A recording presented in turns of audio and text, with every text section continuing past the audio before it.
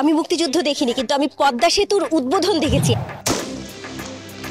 যারা মুক্তিযোদ্ধাদের অপমানজনক কথাবার্তা বলেছে সেটার সাথে আমি একমত নই। ছাত্র জনতার বিক্ষোভের মুখে সরকার পতনের পর দেশে অন্তর্বর্তীকালীন সরকার গঠিত হয়েছে। অন্তর্বর্তীকালীন সরকারের আইন, বিচার ও সংসদ বিষয়ক উপদেষ্টা আসিফ নজরুলের সামাজিক যোগাযোগ মাধ্যমে দেওয়া পুরনো বিভিন্ন স্ট্যাটাস আবার নতুন করে ভাইরাল হচ্ছে। অনেকেই শেয়ার দিচ্ছেন সেই সব স্ট্যাটাস। আমি সরকারে আসার আগে অভিনেত্রী সুহানা সাবা যেন এক বিষয়ে এক ধাপ এগিয়ে। তিনি নিয়মিত শেয়ার দিচ্ছেন এই উপদেষ্টার পুরনো স্ট্যাটাসগুলো, সেই সঙ্গে করছেন কটাক্ষ। নিজেকে আসিফ নজরুলের ফ্যান গার্ল বলেও দাবি করছেন তিনি। এবার তাকে সতর্ক করলেন অভিনেত্রী নির্মাতা মেহের আফরোজ শাওন।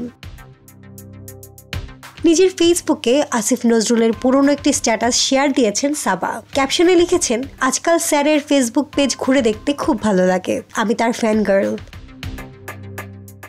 সাবার এই পোস্টের মন্তব্যের ঘরে এসে শাওন লিখেছেন, আমার মেয়ে জামাইয়ের দিকে চোখ দিবি না, খবরদার। উত্তরে সাবা শাওনকে লিখেছেন, আপু আমি স্যারের ফ্যান গার্ল মাত্র। তবে এটাই স্পষ্ট যে শাওন মজা করার উদ্দেশ্য নিয়ে সাবাকে এমন সাবধানী বার্তা শুনিয়েছেন, কেননা তাদের দুজনের মধ্যে সম্পর্ক বন্ধুত্বপূর্ণ। বলে রাখা ভালো, আসিফ নজরুল বিয়ে করেছেন কথা সাহিত্যিক হুমায়ুন আহমেদের কন্যা শিলা আহমেদকে। এদিকে শাওন লেখকের দ্বিতীয় স্ত্রী। সম্পর্কের জায়গা থেকে আসিফ নজরুলের শাশুড়ি হন শাওন। ওই সম্পর্ক ধরেই সাবার সঙ্গে মজা করেছেন অভিনেত্রী।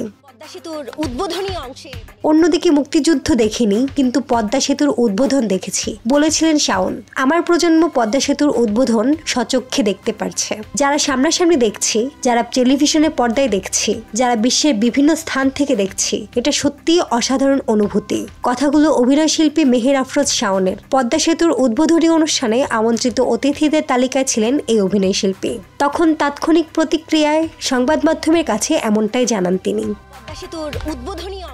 পদ্মা সেতুর উদ্বোধন উপলক্ষে সেখানে উপস্থিত ছিলেন অভিনেত্রী মেহের আফরোজ শাওন। তিনি বলেন, জাতিগতভাবে যে আমরা হার মেনে না নেওয়া জাতি, আমরা যে আমাদের অধিকার আদায় করতে পারি, কেউ চাইলে যে আমাদের অধিকার হরণ করতে পারে না। মাননীয় প্রধানমন্ত্রীর বদৌলতে সেটা আমরা আরেকবার প্রমাণ করলাম, এবং অবশ্যই এটি আমাদের সবার জন্য একটি অসাধারণ মুহূর্ত। মাহমুদ আঞ্জুম বৃষ্টি, ডেস্ক রিপোর্ট, কথা কম।